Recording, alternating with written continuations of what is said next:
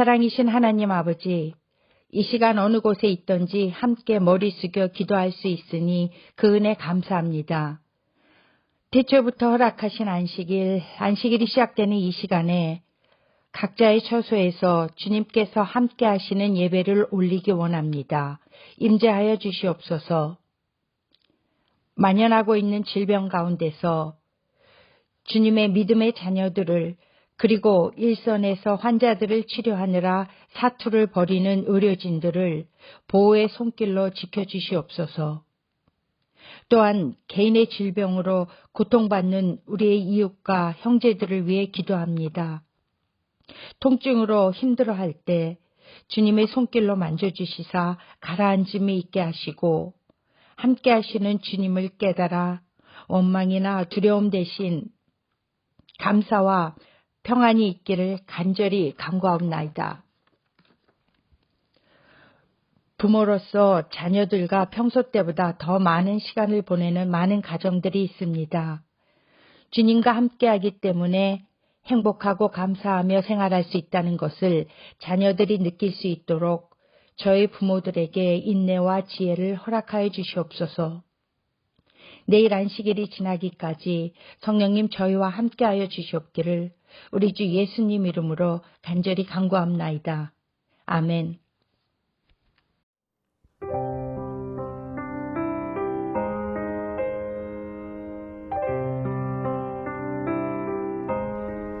그 크신 하나님의 사랑 말로 다요 용 못하네. 저 높고 높은 별을 넘어 이 낮고 낮은 땅 위에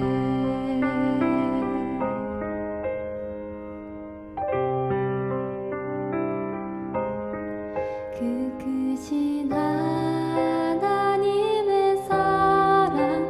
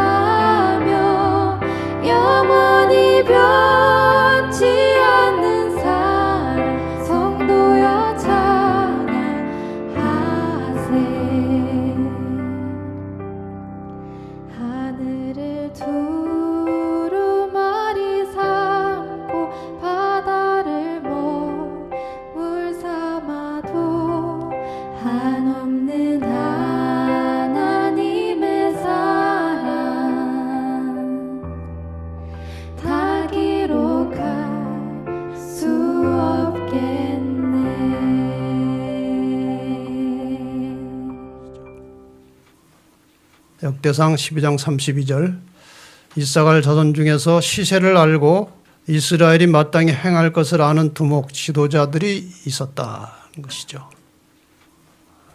저는 이 목사로서 여러분들이 어떻게 바르게 신앙을 해야 될지 안내하고 가르쳐야 될 책임이 있는 사람이기 때문에 굉장히 지금 신중합니다. 왜냐하면 제대로 알려줘야 되기 때문에 그래요. 다행히 우리에게는 예언이라는 등불이 있습니다. 그래서 제가 예언이라고 하는 이 매우 확실하고 명백한 말씀에 기초해서 앞으로 이 세상이 어떻게 될 것인지를 대략 예측하면서 우리가 어떻게 처신하고 어떻게 살아야 될지, 우리의 믿음을 어떻게 지켜야 할지, 이 문제를 지금 말씀을 드리는 것입니다. 저는 이런 예언을 통해서 여러분들 뭐 긴장시킬 마음은 전혀 없습니다. 그냥 사실을 우리가 제대로 인식하고 하루하루 침착하게 대응하면서 건전하고 건강한 신앙생활을 하도록 드리는 말씀이니까 잘 이해하시고 그렇게 잘 새겨서 소화를 시켜가면서 들으시면 좋겠습니다. 누가복음 21장 26절에 사람들이 세상에 임할 일을 생각하고 무수함으로 기절하리니 그랬어요. 근데 예언을 알면은 무서워할 것도 없고 기절할 것도 없어요. 그래서 제가 여러분 기절하지 말라고 미리 말하는 거예요. 다 예상된 일들이고 있어야 될 일들이고 우리가 건너가야 할 강이에요. 그러니까 좀 힘들더라도 드디어 올 것이 왔구나. 뭐 이렇게 생각하시면 아무것도 아닙니다. 그러니까 그렇게 이해하시기 바랍니다. 여기 한 영감의 글에 보면 하나님께서는 흑암의 세력이 생명과 영양의 근원들 중에 하나인 공기를 도끼로 더럽히는 그 치명적인 일을 수행하는 것을 억제하지 않으신다. 지금 때가 되었기 때문에 사탄의 세력이 이 공기에다가 이 도끼, 전염병 같은 이런 균들을 퍼뜨리고 있는 것을 억제하지 않으신다. 때가 되었기 때문에 하나님의 백성들을 준비시키는 목적일 수 있습니다. 그 다음에 하나님을 제대로 알지 못하는 사람들이 정신을 차리도록 하는 또 하나의 다른 메시지가 있는 것입니다. 식물의 생명력이 영향을 입을 뿐 아니라 인간이 질병에 시달린다. 우리가 지금 질병에 시달리고 있지 않습니까? 이 도끼 때문에, 공중에 이 뿌려놓은 이 병균 때문에. 이런 일들은 하나님의 진노의 잔에서 지상에 뿌려지는 방울들의 결과이며 머지않은 장래에 일어날 일들에 대한 희미한 묘사다. 그러니까 나중에 이제 실제로 계시록 16장에 예언된 7재앙이 내리기 시작하면은 이건 아무것도 아니라는 거죠. 지금 아주 단순한 전염병 한 가지가 세상을 덮어가니까 온 세계가 어찌할 바를 모르고 있어요. 미국같이 그 엄청난 힘을 가지고 있는 나라도 이 전염병이 시작되니까 맥을 못 추는 거예요. 지금 그 확진 환자가 미국이 제일 많아졌죠. 중국보다 더 많아졌어요. 그런데 아까 말씀드렸듯이 이러한 현상은 이 마지막 때 하나님의 진노의 재앙에 비하면 아무것도 아니라는 것입니다. 그런데 한 가지 분명한 사실은 이번 전염병이 진정이 되고 정상으로 돌아와도 사람들의 정신 상태나 세상의 형편은 이전 같지는 않을 것이라는 거예요. 지금 뭐 세계의 유력한 정치가들이나 학자들이 하는 말은 세계 2차 대전 이후에 가장 큰 위기라고 그래요.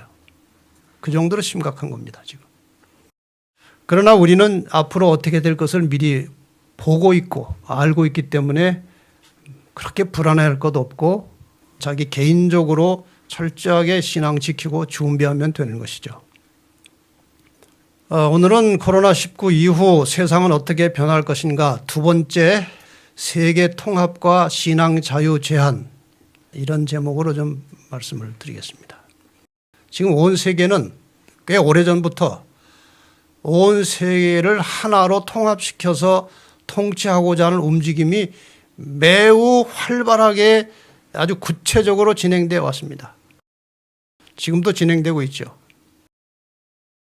이 세계가 하나로 되는 일에 있어서 가장 큰 장애 요소가 무엇인가 하면은 종교입니다. 종교. 더 나가서 교회입니다. 그래서 교회의 이 신앙의 자유를 제한하지 않으면 안 되는 그런 상황이 온다는 거예요. 그래서 저런 그림을 이제 합성을 시켜놨습니다. 그래서 이제 일본의 말씀을 안 들은 분들이 있기 때문에 제목만 소개하겠습니다. 지난 시간에 우리가 이제 코로나19 이후의 사태에 대해서 주제는 경제 위기와 강력한 통치자가 출현할 것이다. 이런 제목으로 말씀을 드렸는데 이 지나간 말씀들을 들으려면 이건 전부 다 지금 유튜브 채널 7 우리 방송 시설에 다 되어 있습니다. 그러니까 지나간 것들을 들으시려면 이제 이리로 들어가셔서 이제 들으시면 되겠습니다. 지난 시간에 이제 3가지 설명드렸습니다. 아마 사회적 격리 현상이 있을 것이고 경제 침체와 위기가 있을 것이고 이러한 시대에 강력한 통치자가 출현할 것이다. 해서 이제 아마도 조만간 교황권이 온 세계를 통치하고자 나타날 것인데 성경에 예언된 것입니다. 실제 정치적으로도 이 교황의 세력에 대해서 거의 같은 평가를 하고 있어요. 여기 세계 절대 권력 바티칸 제국이라고 하는 책에 보면 여기 조그만 글자라 여러분 잘 안 보일 것입니다만은 세계 대전, 그 다음에 철의 장막 붕괴, 쿠바 혁명, 유럽 연합, 미국의 대테러 전쟁 이런 것들 세계사의 결정적 순간에 항상 바티칸이 있었다 이렇게 나와요. 세계사의 결정적 순간에 항상 바티칸이 있었다. 그러니까 세계 흐름을 배후 조정하는 결정적인 역할을 바티칸이 하고 있다는 거죠. 여기 뒷표지에 이렇게 나와 있습니다. 격동의 세계사를 거치며 전 세계적인 존경과 막강한 영향력을 갖춘 거대 권력이 될 수 있었던 것은 지금까지도 역사의 수수께끼며 교황 제도의 가장 놀라운 성과이다. 어떻게 이 한 사람이 어떻게 바티칸이라고 하는 그 아주 조그만 나라가 이렇게 큰 힘을 가지고 있을 수 있느냐 하는 거예요. 수수께끼라는 거예요. 그러나 성경 예언적으로는 수수께끼가 아니고 예언의 성취입니다. 계시록 13장에 아주 복잡하게 생긴 이런 짐승이 등장을 합니다. 이 등장하는 짐승에 대해서 계시록 13장 2절과 4절에 이렇게 나와 있어요. 용이 누군지 아시죠? 자기의 능력과 보좌와 큰 권세를 그에게 주었더라. 이 그가 바로 이 짐승이고 이 짐승은 교황권을 상징하는 것입니다. 수수께끼가 아니고 이 예언의 성취예요. 용이 짐승에게 권세를 주므로 용에게 경배하며 짐승에게 경배하여 가로되 누가 이 짐승과 같으뇨 누가 능히 이로 더불어 싸우려 하더라. 감히 견줄 만한 세력이 이 땅에 존재하지 않는다는 것입니다. 누가 감히 여기에 비교하겠느냐 하는 거예요. 이 마지막 시대에 이 교황이 어떤 일을 할 것인지에 대한 성경절이 몇 개 있어서 먼저 소개를 좀 드리겠습니다. 데살로니가 후서 2장 4절 이미 여러분이 몇 번 들으신 성경절입니다만 저는 대적하는 자라 범사에 일컫는 하나님이나 숭배함을 받는 자 위에 뛰어나 자존하여 하나님의 성전에 앉아 자기를 보여 하나님이라 하느니라. 하나님 행세를 하겠다는 것이죠. 이 종말의 시대에. 그 다음에 계시록 13장 8절에 보면은 죽임을 당한 어린 양의 생명책에 창세 이후로 농명되지 못하고 이 땅에 사는 자들은 다 짐승에게 경배하리라. 구원받은 사람들 외에는 모두가 다 이 교황의 권세에 굴복할 것입니다. 굴복을 넘어서 예배하게 될 것입니다. 계시록 13장 15절입니다. 저가 권세를 받아 그 짐승의 우상으로 말하게 하고 또 짐승의 우상에게 경배하지 아니하는 자는 몇이든지 다 죽이게 하더라. 이 핍박과 환란을 예상한 것인데 말 안 들으면 죽일 수도 있다는 것입니다. 계시록 13장 16절 17절입니다. 저가 모든 자 곧 작은 자나 큰 자나 종들로 그 오른손에나 이마에 표를 받게 하고 누구든지 이 표를 가진 자 외에는 매매를 못하게 하니. 매매 못하면 먹고 살 수가 없어요.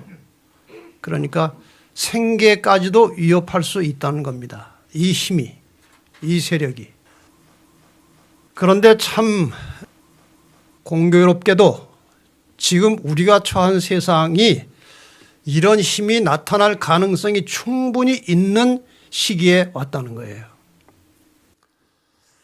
지금 지구는 경제 위기에, 인간관계 단절에, 자연재해 재난에, 정치적 무질서에, 언론 통제, 자연환경이 파괴되고 개인이 희생해야 되고 사회가 혼란스럽고 신앙의 자유에 서서히 제한이 오고 세계 단일 정부가 아주 속도를 내면서 일을 진행하고 있고 분야별 통합이라는 것이 이루어지고 있어요.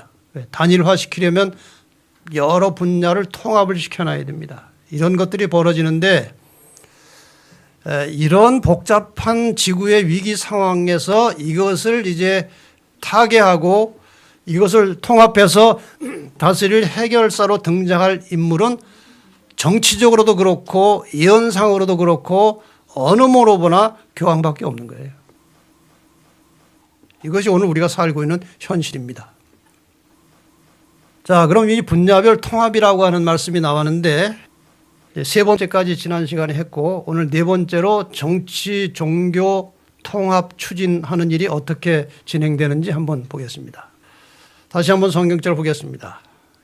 13장 3절에 보면 그의 머리 하나가 상하여 죽게 된 것 같더니 그 죽게 되었던 상처가 나음에 온 땅이 이상히 여겨 짐승을 따른다. 그 짐승이 아까 바로 계시록 13장에 나오는 첫 번째 짐승이고 이 짐승은 교황권입니다. 온 세상이 이 교황의 권세를 따르겠다는 거예요. 하나를 중심으로. 그러니까 통합이 이루어지는 거죠. 지난번에 보였던 그림 다시 한번 보겠습니다. 지금 정치적으로 종교적으로 모든 세상을 하나로 묶어가는 중심 세력이 교황입니다. 여러분 사진을 잘 보세요. 정치 지도자들, 종교 지도자들 다 교황이 만나면서 하나로 엮어가고 있는 것이 오늘 우리의 현실입니다. 여기 마지막 신호라고 하는 책에 보면 이런 내용이 나옵니다. 그들은 이제 제수이트를 말합니다. 문맥상. 제수이트는 지금 이제 카톨릭이 진행하고 추진하는 모든 일들을 실제적으로 배후 조정하고 이끌어가는 실력 단체입니다. 세계에서 가장 막강한 힘을 가진 단체. 그들은 지금 막강한 권력, 세계적인 조직망, 정밀한 정보, 막대한 금력, 돈이죠. 가지고 마치 첩보기관을 방불케 하는 치밀한 전략을 사용하여 프로테스탄트 교회들을 장악하고 먼저 이제 개신교들을 장악하고 더 나가서 세계 종교들을 카톨릭 안에 묶는 일을 줄기차게 진행하고 있다. 그랬어요. 왜 이 교회를 종교를 먼저 통합시켜야 됩니까? 이 인구가 어마어마한 것입니다. 지난번에 잠깐 말씀드렸듯이 2019년 통계에 의하면 세계 인구가 77.2억인데 종교 인구가 66.3억이에요. 그러니까 종교를 다 합쳐버리면 세계를 움직이는 것은 아주 쉬워집니다. 이것을 이 종교 통합을 적극적으로 추진해서 주선해서 이루어가는 힘이 바로 교황입니다. 보시면 세계 각 종교 단체들이 다 모인 자리에 중심은 교황이에요. 좀 더 구체적으로 하나로 세계를 통합한다는 것이 무엇인가? 경제를 하나로 통합시키는 것입니다. 경제 체제를 하나로 만드는 것이고, 그다음에 교육 제도도 이제 하나로 통일시키는 것이고, 문화, 군사, 정치, 정보, 종교 이 7개의 항목을 다 통일된 것으로 모든 나라가 사용하도록 그렇게 해가는 거예요. 물론 쉬운 일은 아니지만 조만간 이런 일이 우리의 현실로 올 수도 있다는 것입니다. 그런 일을 추진하고 있으니까요. 이러한 세계 통합을 추진하는 주체적인 세력들은 지금 현재 눈에 보이는 가시적인 정치적인 지도자나 정치 세력이 아니고 오랫동안 세상의 대부분의 일들을 배후 조종하는 보이지 않는 슈퍼파워가 있어요. 이 사람들은 거의 고정 멤버입니다. 재력가나 혹은 실력자들이 모여가지고 뒤에서 배후 조종하고 대통령들이나 정치 지도자들은 임기가 끝나면 바뀌어야 잡고 이 사람들은 안 바뀝니다. 그러니까 일관성 있게 계속 추진해 나가는 거예요. 그러니까 대통령들도 자기 마음대로 잘 못합니다. 이 사람들의 어떤 지시 없이 마음대로 뭘 잘 못한다고 그래요. 그런데 미국의 원한 대통령이 그때 그 말했거든요. 국민들이 뭘 요청하니까 저도 제 마음대로 못합니다 그랬어요. 마음대로 하다가 보면 죽어요. 대표적인 케이스가 케네디하고 링컨이에요. 그 사람들 말 안 듣고 독자적으로 하려다가 암살당한 거예요. 세상이 지금 그렇게 돌아가고 있어요. 자, 이 세계 통합을 위해서 활동하는 단체들을 이제 제가 이제 여러 가지 종합해가지고 굉장히 복잡해요. 간단하게 여러분 이해하도록 좀 그려놓은 이런 피라미드 형태로 보면은 이 정치, 경제, 군사, 종교, 문화, 교육, 정보 이 통합하는 일이 있는데 여기에 가장 실제적인 일을 추진하는 사람들이 흔히 여러분이 가끔 듣는 프리메이슨이에요. 그 다음에 이제 좀 더 구체화시키는 것이 세계은행, 국제노동연합, 유니티 철치 이런 것들이에요. 그 다음에 중앙은행, 국제경찰, 뉴에이지, NCC, 나토 이런 게. 그 다음에 CIA, FBI 이게 다 이제 정보 계통이죠. 모사드는 이스라엘의 정보부입니다. 세계에서 가장 치밀한 전략을 구사하는 정보단체예요. WCC, 세계종교연합이죠. 유네스코. 그 다음에 UN, G20, G7, 그리고 EU 이런 국가 간의 어떤 조직들입니다. 그 다음에 빌더버그 클럽이라고 굉장한 파워를 가진 세계 유력자들이 모인 클럽이 있어요. 이 사람들이 이제 좌지우지하죠. 그 다음에 이 위에 있는 단체가 이제 일루미나이트라는 거예요. 이 모든 것을 총지배한 파워가 제수이트입니다. 제수이트가 제일 정점에 있어요. 제수이트의 수장을 다른 말로 금은교황이라고 합니다. 교황 위에 교황이에요. 그만큼 제수이트의 수장인 파워가 있어요. 저 그림을 잘 보세요. 몇 번 제가 보여드리는 것인데 고개가 물고 물리고 있는 그림인데 제일 앞에 있는 게 이제 지구고 카톨릭이고 제수이트예요. 지구는 카톨릭에 물리고 카톨릭은 제수이트에 물려 있어요. 그 제수이트가 다 지배하는 거예요. 이 세상을. 자, 이 세계를 하나로 통합시켜서 다스리려고 하는 이들의 계획이 어느 정도는 성공할 수 있는 것처럼 보이지만 궁극적으로는 실패합니다. 이 세상 역사의 큰 흐름은 하나님께서 인간을 구원하시는 역사를 통해서 이루어지는 것이지 인간 마음대로 되는 게 아니에요. 여기 시편 2편에 1절부터 보면 이 말씀이 나옵니다.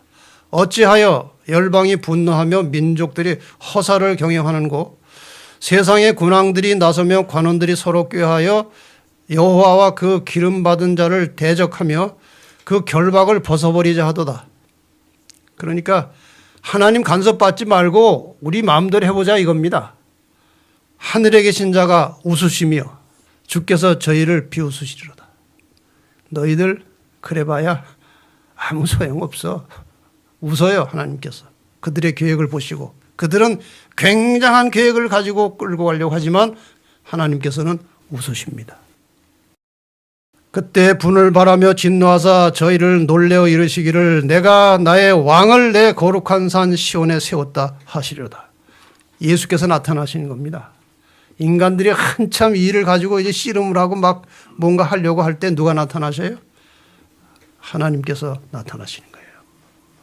시편 33편 10절에 여호와께서 열방의 도모를 폐하시며 민족들의 사상을 무욕케 하시도다. 열방의 도모를 어떻게 하신다고요? 폐하십니다. 이사야 7장 7절에 주 여호와의 말씀에 이 도모가 서지 못하며 이루지 못하리라. 인간의 계획이 마음대로 되는 게 아니라는 거예요. 인간 세계의 역사의 운명은 이 그림 하나 속에 이미 끝나 있습니다. 잘 보시면 바벨론 시대부터 공부하셨잖아요. 저 머리는 바벨론이에요. 가슴과 팔은 페르시아, 은나라. 그 다음에 노나라, 그리스. 다 나왔다 망하고 나왔다 망한 나라들입니다. 그리고 로마가 나왔습니다. 로마는 분열돼서 끝났습니다. 철처럼 강한 나라, 흙처럼 약한 나라가 섞여 살지만 합쳐지지 않습니다. 다니엘 2장 43절에 이렇게 분명히 말했습니다. 왕께서 철과 진흙이 섞인 것을 보셨은즉 그들이 다른 인종과 서로 섞일 것이나 피차에 합하지 아니함이 철과 진흙이 합하지 않음과 같으리이다. 끝난 것입니다. 절대로 인간 나라는 하나가 될 수 없어요. 흉내는 낼 수 있을지 모르지만 안 됩니다. 사탄이 지금 하나님 나라가 임하기 전에 자기가 온 세상을 하나로 통치해서 다스리려고 하는 그 계획을 아주 집요하게 움직여 나가고 있어요. 예수님 오시기 전에 자기가 먼저 다스려보자 이거죠. 그러나 이 열왕의 때에 하늘에 하나님이 한 나라를 세우시리니 이것은 영원히 망하지도 아니할 것이요 그 국권이 다른 백성에게로 돌아가지도 아니할 것이요 도리어 이 모든 나라를 쳐서 멸하고 영원히 설 것이라. 결국 인간 나라는 사람들끼리 모여서 하나로 통일시켜서 좋은 세대가 오는 게 아니고 예수께서 재림하심으로 끝나는 것입니다. 이것은요, 성경의 예언이 일반 예언이 있고 묵시 예언이 있잖아요. 일반적 예언, 묵시적 예언. 일반적 예언은 조건부 예언 성취입니다. 묵시적 예언은 절대 성취되는 거예요.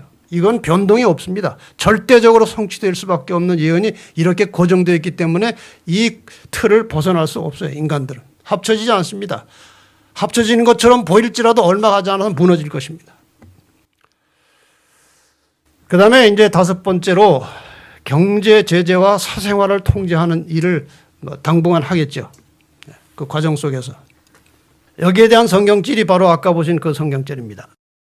저가 모든 자 곧 작은 자나 큰 자나 종들로 그 오른손이나 이마에 표를 받게 하고 누구든지 표를 가진 자 외에는 매매를 못하게 한다. 지금 이 코로나를 지나면서 우리가 상당히 우려하는 것은 앞으로의 경제가 어떻게 될 것인가 하는 거예요. 경제. 지금 이미 눈에 보이는 현상으로만 봐도 일반 서민들의 수입이 현저하게 감소될 뿐만 아니라 수많은 사업체들이 도산하고 있어요. 중소기업이나 대기업도 생산성이 현저하게 감소되고 무역이 아주 심하게 축소되고 있습니다. 장사가 잘 안 되는 것입니다. 그래서 우선 다급하니까 이것을 해결하려고 돈을 끌어댑니다. 돈이 어디서 나와요? 지금 미국이고 세계 우리나라까지 합쳐서 수십조 원, 수백조 원을 갖다 이제 풀어서 서민들도 어떻게 살려내고 또 회사들도 살려내려고 하는데 그 돈이 어디서 나와요? 네? 돈을 찍어내는 거예요. 돈을 만들어내는 거예요. 자, 이렇게 돈을 만들어서 돈이 많이 풀려나오면요. 소위 우리가 경제, 제가 경제 전문가는 아니지만 인플레이션이라는 게 오는 거예요. 인플레이션. 물건값이 점점 비싸지는 거예요. 물건 자체는 얼마 없고 돈이 많으니까 한 물건을 비싸게 사는 겁니다. 여러분, 우리가 사용하는 이 화폐라는 것은요, 이 가치가 일정하지 않고 상황에 따라서 변동한다는 사실을 우리가 알아야 돼요. 원래 화폐는 금본위 제도로 시작됐습니다. 예를 들어서 1,000만 원의 돈을 발행하려면 금이 1,000만 원어치 있고 그 다음에 돈을 1,000만 원을 발행해서 그걸 가지고 이제 쓰는 거예요. 그러니까 그 돈을 가지고 오면은 금 중에 얼마를 내줘야 돼요. 이게 원래 화폐 제도의 기본이에요. 금본위 제도예요. 그런데 그 후에 이 개인이나 정부의 필요에 의해서 금 보유량과 상관없이 돈을 찍어내는 겁니다. 무한정으로 돈을 필요할 때마다 찍어내다 보니까 금은 별로 없는데 돈만 많이 나온 거예요. 돈 가치가 없는 거예요.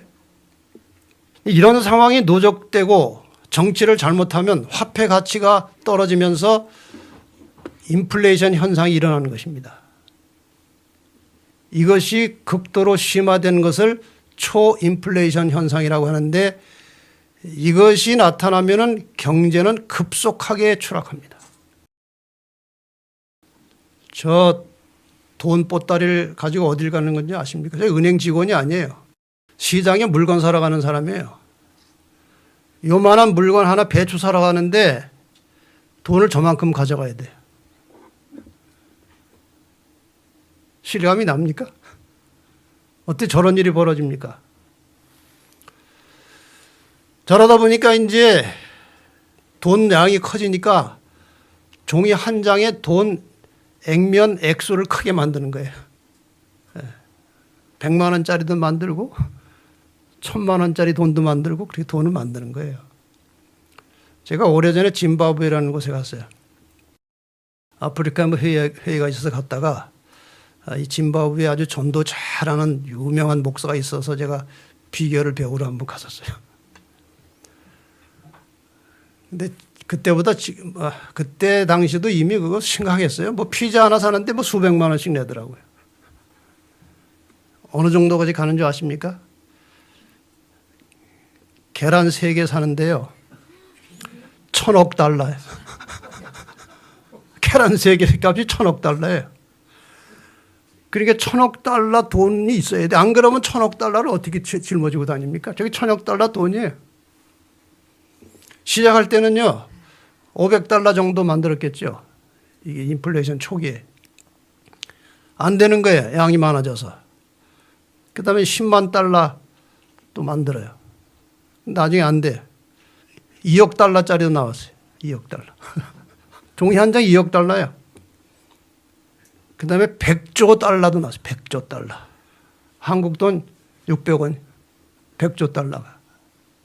여러분, 인플레이션이라는 게 심화되면 이게 실제 국가에서 일어난 일입니다. 자, 실제로 1달러의 가치가 1913년도에는 1달러만큼 가치가 있었어요. 실제로. 근데 돈을 많이 만들다 보니까 가치가 점점 내려와서 2008년도에 와서는 거의 제로에 가까이 왔어요. 이걸 풍자해서 이런 돈이 나와요. 이런 돈을 누가 그렸어요. 이게 뭐 부시 때 누가 만든 돈 같아. You cannot spend me.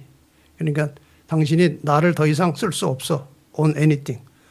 뭘 나를 가지고 어디에도 쓸모없어. 난 가치가 없어. 돈이 이렇게 말하는 거예요. 유로화, 0유로 동전. 물론 풍자한 거죠. 여기 이 기사를 잘 보세요. Paper money, 종이돈, eventually returns to its intrinsic value. 결국은 종이돈은 그 본래의 가치, 제로로 돌아간다는 거예요. 여러분, 그 종이돈 한 장에 그 무슨 종이값을 따지면 얼마 됩니까? 그 본래 종이돈 가치는 거의 제로예요. 그걸로 돌아간다는 거예요.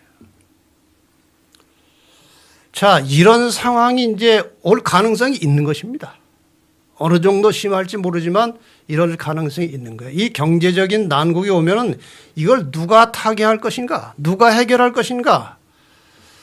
아마도 교황이 나서서 그 일을 하려고 할 것입니다. 지금 배후에서 온 세계를 또 세계 경제를 조종하는 금융 관련 세력들의 머리에는 제수이트가 있습니다. 그들이 다 이 금융을 조종해요. 저기 관련된 책들을 꽤 여러 권을 봤는데 거의 같은 의견이에요. 조종을 하는 것입니다. 자, 실제로 이 바티칸의 재산, 금력, 재력에 대해서 쓴 2가지 책이 있어요. Vatican Billions. 바티칸이 어느 정도 재산을 가지고 있는지 힘이 어떤 것인지 설명이 나온 거예요. 원문입니다. 이것은. 번역하면 가톨릭 교회는 부를 축적하고 막대한 재산을 보유한 현존하는 가장 막강한 재정 능력 집단이다. 가톨릭 교회는 지구상의 다른 어떤 단일 기관이나 회사나 은행이나 거대한 신탁 회사나 정부나 국가보다 더 많은 물질적 부를 소유하고 있다. 이 거대한 축적된 부의 통치자로서의 교황은 결과적으로 이것이 이제 20세기 나온 책인가 봐요. 20세기의 가장 큰 부자다. 아무도 현실적으로 그 재산의 가치를 숫자상으로 평가할 수 없다. 어마어마한 돈의 힘을 가지고 있는 것입니다. 위키피디아라는 그 인터넷 나오는 사전이죠.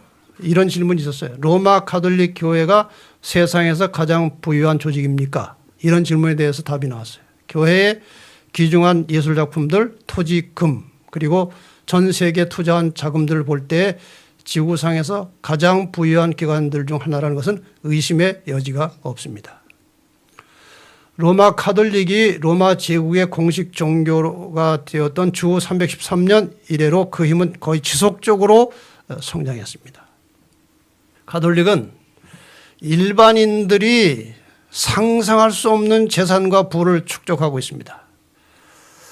앞으로 지구상에 경제 혼란이 오면 아마 이 교황을 앞세운 제수이트가 이것을 해결하기 위해서 해결사로 등장할 가능성이 많습니다. 이렇게 해서 이제 예언이 성취되는 것인데 매매를 함부로 못하고 제한하는 것입니다.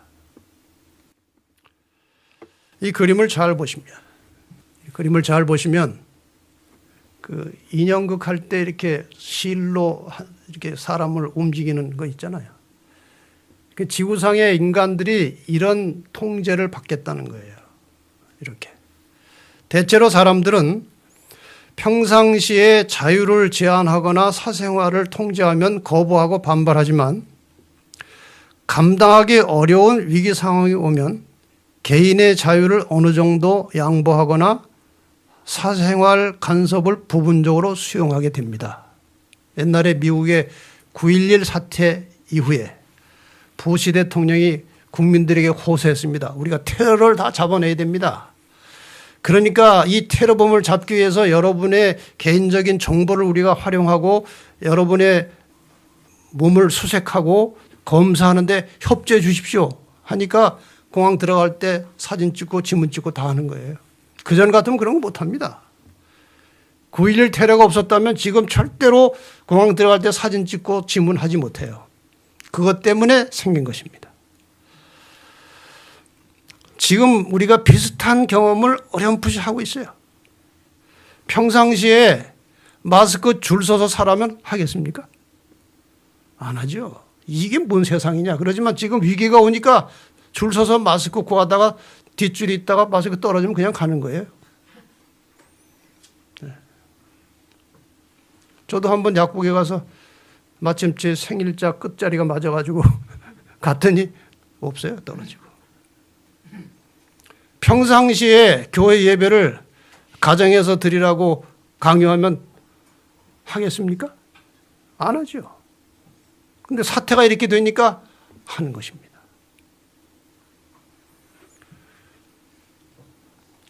전염병 현상과 경제 위기가 동시에 몰아닥치면 어떻게 하겠습니까?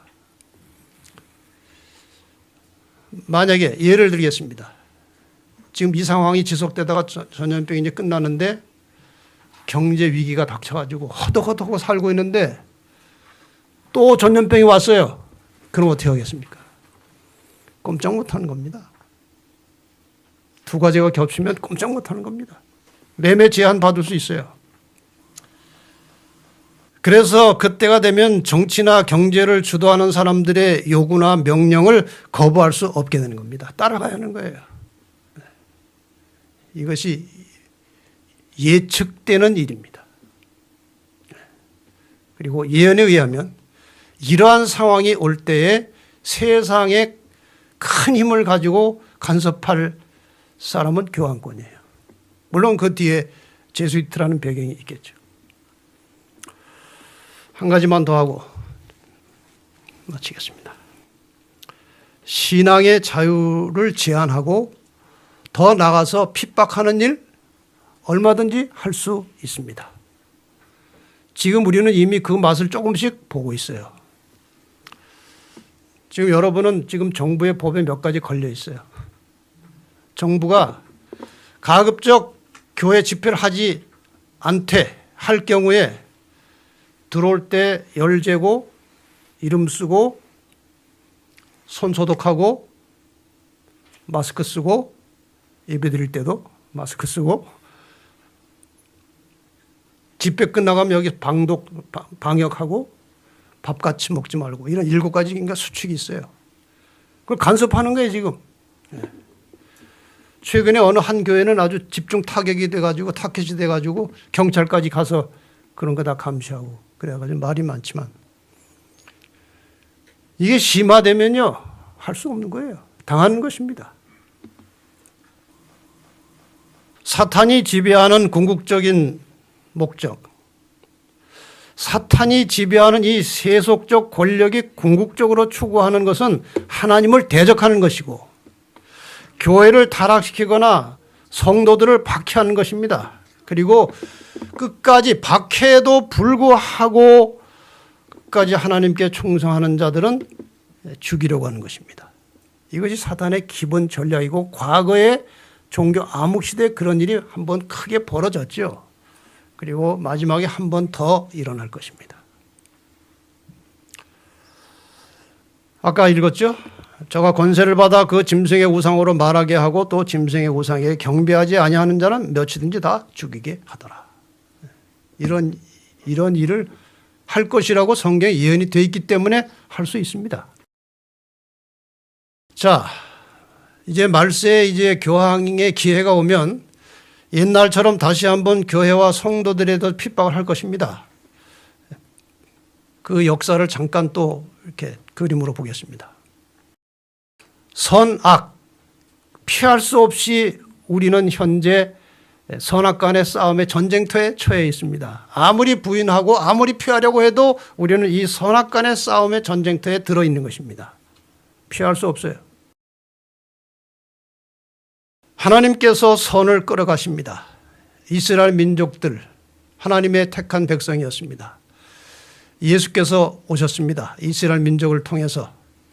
그 다음에 교회와 성도들이 생겨났습니다. 이들을 이제 세상의 세력이 핍박해온 이야기를 우리는 역사를 통해서 확인할 수 있죠. 애굽으로부터 로마에 이르기까지 세속의 나라들이 이스라엘과 예수 그리스도와 성도들을 핍박했습니다. 핍박했어요. 그 다음에는 로마 제국과 로마 교회가 힘을 모았어요. 교회가 타락하게 됐고 타락한 교회가 로마 제국과 힘을 모아서 교회와 성도들을 또 핍박했습니다. 정확한 역사입니다. 그 다음에 이제 교회가 몰락을 했습니다. 하나님의 백성들을 핍박하던 교황권이 1798년에 몰락을 했잖아요. 공백기간이 있어요. 역시 교회와 성도들도 핍박이 없는 공백기간을 잠시 지났습니다. 이 공백기간 동안에 남은 자손이 태어났고 교황은 다시 힘을 얻어서 살아났습니다.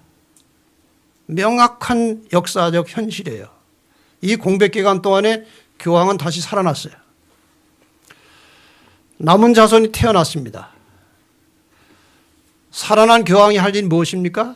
다시 남은 자손을 핍박하는 것인데 이 핍박은 이 교회가 하나님의 백성들을 핍박할 때는 반드시 정치적 세력과 결탁이 돼야 핍박이 가능해요. 무력을 써야 되니까요.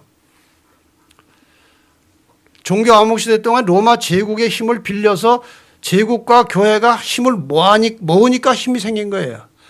마지막 때에 이 교회는 미국과 이 교황권은 미국과 손을 잡을 것이고 여기에서 만들어진 힘을 가지고 온 세상을 하나로 묶어가면서 남은 자손을 이제 핍박할 것입니다.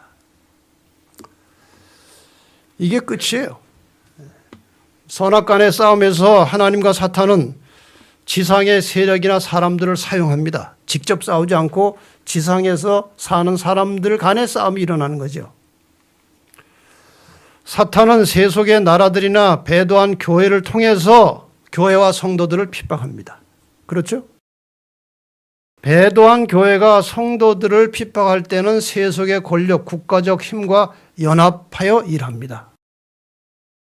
그래서 역사를 통해서 우리가 관찰해 볼 때에 교회나 성도들을 무고하게 핍박하는 세력은 사탄의 종들입니다. 근데 분명한 과거의 역사가 있고 앞으로 이런 현상이 일어날 것임에도 불구하고 요즘 많은 개신교회가 옛날 교황이 무슨 일을 했는지 잊어버렸어요. 그리고 현합하는 것입니다. 지금 개신교회들이 대부분 다 이 가톨릭하고 하나가 되어가고 있습니다. 연합해가고 있어요. 옛날에 무슨 일을 했는지 모르는 거예요. 그 본질은 바뀌지 않습니다.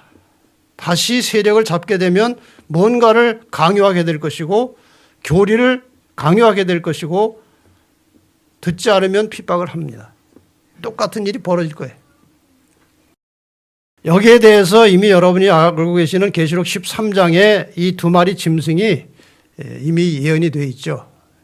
여기 아주 복잡하게 생긴 짐승에 대해서는 계시록 13장에 바다에서 짐승이 나왔는데 뿔 열 달리고 표범과 비슷하고 곰발을 갖고 사자의 입 같은데 용의 능력을 보좌를 그에게 주었다. 저거는 교황권을 말하는 것입니다. 다니엘 7장의 네 마리 짐승을 합친 모습, 작은 뿔의 모습이 나중에 이렇게 나타나는 거예요. 그 다음에 돌 새끼양같이 생긴 두 뿔 가진 짐승이 나옵니다. 땅에서 올라왔어요. 새끼양같이 순수하게 올라와서 먼저 나온 짐승의 권세를 행하고 먼저 나온 짐승에게 온 세상이 경배하도록 힘을 쓴다는 거예요. 이건 미국입니다. 양같이 생겼던 미국. 이런 모습으로 나옵니다. 이 미국과 교황의 권세가 극적으로 합쳐진 옛날에는 상상도 못하던 일이죠. 미국은 교황의 그 종교 탄압에 못 이겨서 도망가서 세운 청교도들이 세운 나라예요. 그런데 성경은 이 두 것이 하나가 될 것이라고 예언이 되어 있잖아요. 이것이 극적으로 합쳐진 것이 1992년입니다. 2월 24일이에요. 레이건 대통령, 그 당시 레이건 대통령과 교황 요한 바오로 2세가 비밀리에 만나가지고 홀리 얼라이언스, 거룩한 동맹을 맺었다는 거예요. 여기에 관련해서 책에 나온 게 있는데 디바인 플랜이에요. 디바인이라는 것은 신성하다, 거룩하다 그런 뜻이에요. 이게 왜 거룩한 동맹이에요? 종교가 섞여 있는 거예요. 교황이 섞여 있는 거예요. 저 악수는 보통 악수가 아니죠. 정치와 교회가 악수하는 거예요. 굉장히 상징성이 높은 것입니다. 저렇게 해서 이루어진 일이 무엇인가? 공산권이 무너진 것입니다. 저 직후에 공산권이 무너졌거든요. 실제로 그 당시 신문에 교황이 동구 공산권의 역사를 바꿨다고 되어 있어요. 이런 일이 지나갔어요. 교회와 국가가 연합하는 것은 매우 위험한 현상입니다. 여기 그 토마스 제퍼슨은 미국의 3대 대통령이고 그 다음에 미국의 독립선언문 기초한 사람 중에 하나예요. 아주 훌륭한 인물이에요. 이런 말을 했습니다. 교회와 국가 사이에 분리의 벽을 세우는 것은, 그러니까 종교 분리 원칙입니다. 그것은 자유사회의 절대 필수 요건이다. 다시 말하면 교회와 국가가 힘을 모으면 자유가 없어진다는 거예요. 정리하면 이런 것입니다. 교회가 국가의 세력과 손을 잡는 순간부터 교회는 타락과 배도의 길을 가게 됩니다. 국가와 연합된 교회는 그 교회가 요구하는 통제에 따르지 않을 때에 국가의 무력을 빌려서 씁니다. 이미 연합되어 있기 때문에. 그러니까 국가는 교회의 도움을 받는 거예요. 무슨 도움을 받아요? 선거할 때 도움 받는 거예요. 선거 끝나고 나면은 국가가 교회를 도와주는 거예요. 이렇게 상부상조하는 구조가 만들어지는 거죠. 정치와 교회가 연합하게 되면 하나님의 신실한 백성들이 가장 큰 피해자가 되게 돼 있어요. 그래서 어떤 일이 벌어집니까? 요한복음 16장 2절에 현대어 번역에 이렇게 되어 있어요. 너희는 회당에서 쫓겨날 것이다. 사람들은 너희를 죽이는 것이 하나님을 섬기는 일이라고 생각할 때가 올 것이다. 교회가 교회를 핍박하면서 이것이 하나님의 뜻이라고 하는 거예요. 그렇기 때문에 막을 수 없어요. 이런 일이 벌어진다는 것입니다. 끝으로 과연 이러한 시대, 이 종말 시대에 그리스도인들의 재물 관리는 어떻게 해야 될 것이냐 하는 거예요. 물론 우리 교회 안에 큰 부자들이 없기 때문에 많이 고민할 건 없어요. 그러나 작은 것이라도 우리가 재물을 관리하는 데는 성경의 원칙이 있는 것입니다. 디모데전서 6장 6절로 9절에 보면 그러나 지족하는 마음이 있으면 경건이 큰 이익이 되느니라. 우리가 세상에 아무것도 가지고 온 것이 없음에 또한 아무것도 가지고 가지 못하리니 부하려 하는 자들은 무리를 해서 돈을 많이 쌓으려고 하는 자들은 시험과 올무와 여러 가지 어리석고 해로운 정욕에 떨어지나니 곧 사람으로 침륜과 멸망에 빠지게 하는 것이라. 돈 자체는 필요하죠. 돈 자체는 여러 곳에 유용하게 쓰여질 수 있습니다. 그런데 돈을 사랑하는 것이 일만하게 뿌리가 된다. 이것을 사모하는 자들이 미혹을 받아 믿음에서 떠나 많은 근심으로서 자기를 찔러도다. 또 하나의 원칙은 17절부터 나옵니다. 내가 이 시대의 부한 자들을 명하여 마음을 높이지 말고 정함이 없는 재물에 소망을 두지 말고. 이 재물을 왔다 갔다 한다는 거예요. 아까 보셨듯이 가치가 그냥 뚝 떨어져 버리는 아무것도 아니에요. 이런 정함이 없는 재물에 소망 두지 말고 오직 우리에게 모든 것을 후이주사 누리게 하신 하나님께 소망을 두며 선한 일을 행하고 선한 사업에 부하고 나눠주기를 좋아하며 동정하는 자가 되게 하라. 이것이 장래에 자기를 위하여 좋은 터를 쌓아 참된 생명을 취하는 것이니라. 이게 성경의 재물 사용의 기본 원칙이에요. 종말 시대에 대비해서 이런 말씀이 또 영감적인 서적에 나와 있습니다. 청지기의 권면이에요. 환난의 때에는 나중에 환난이 옵니다. 집과 땅이 성도들에게 아무 소용이 없을 것인데 그것은 그때 그들은 분노한 폭도들에게 쫓겨다녀야 할 것이기 때문이다. 그리고 그때는 그들의 재산을 현대 진리를 전하는 사업에 전진을 위하여 쓸 수 없을 것이다. 그때는 이제 복음 다 끝났기 때문에 쓸 수 없다. 선교 사업에도. 나는 성도들이 환난의 때가 오기 전에 모든 거추장스러운 것들을 처분하는 것이 하나님의 뜻임을 보았다. 아마 언젠가 되면은 이 국가가 개인의 재산을 관리하려고 할 때가 올지도 몰라요. 왜? 통제를 받아야 되니까요. 그렇기 때문에 지금 가지고 있는 게 아무것도 아니에요. 내 것이 아니니까. 그리하여 희생을 통한 하나님과의 언약 관계에 들어가는 것이다. 만일 그들이 그들의 재산을 제단 위에 내어놓고 어떻게 할 것인지를 하나님께 간절히 기도하면 주께서 그것을 처리할 때를 가르쳐 줄 것이다. 지금 재산이 있어도 어떻게 써야 될지 모를 수가 있어요. 언제 어떻게. 여기에 그 말입니다. 내가 온전히 헌신하는 마음으로 내 재물을 하나님의 소유라고 생각하고 하나님 이 주신 재물을 언제 어디에 어떻게 쓸 것인지를 가르쳐 달라고 기도하는 자들이 그 재물을 효율적으로 쓸 수 있게 된다는 거예요. 마지막 때 그렇다는 거예요. 그리하여 그들은 환난의 때에 자유로울 것이며 그들을 무겁게 내리 누리는 장애물이 없게 될 것이다. 가지고 있던 재산에 자유롭지 못해서 죽은 대표적인 사람이 로세 아내예요. 뒤에 물질 자기 재물이 있는데 타 들어가는 거예요. 그 쳐다보다 죽은 거예요.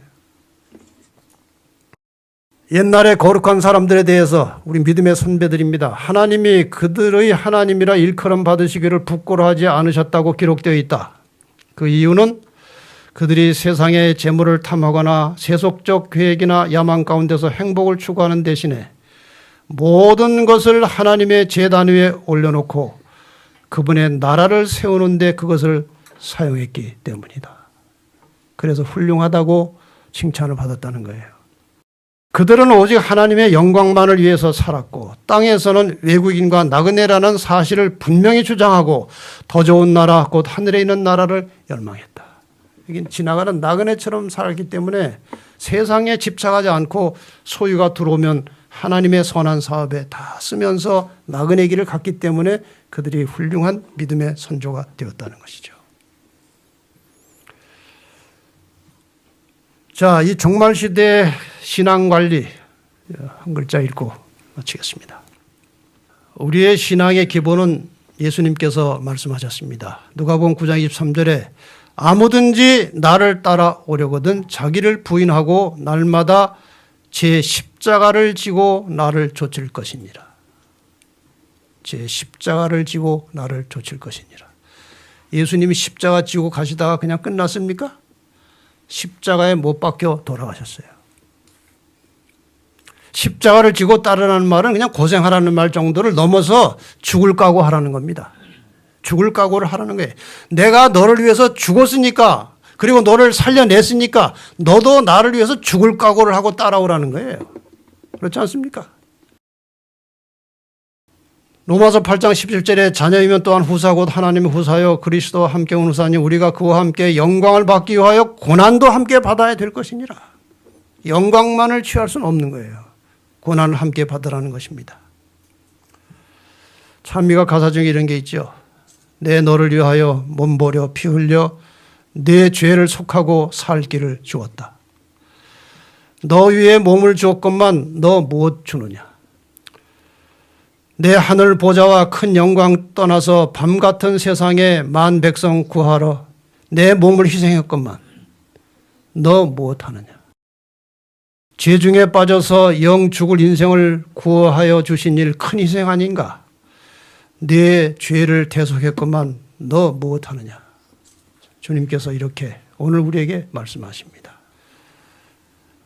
그리스도인은 두려워할 것이 사실 아무것도 없습니다. 예수님께서 분명히 말씀하셨거든요. 내가 세상 끝날까지 너희와 함께 하겠다고 약속하셨어요. 우리가 주 앞에 충실히 살 때 주님께서 우리를 영원한 생명으로 구원으로 인도해 줄 것을 믿고 어려운 시기에 믿음으로 극복하시고 승리하시기를 바랍니다. I need thee every hour, most gracious Lord. No tender voice like thine can peace afford. I need thee, oh, I need thee. Every hour I need thee. Oh, bless me now, my Savior. I come to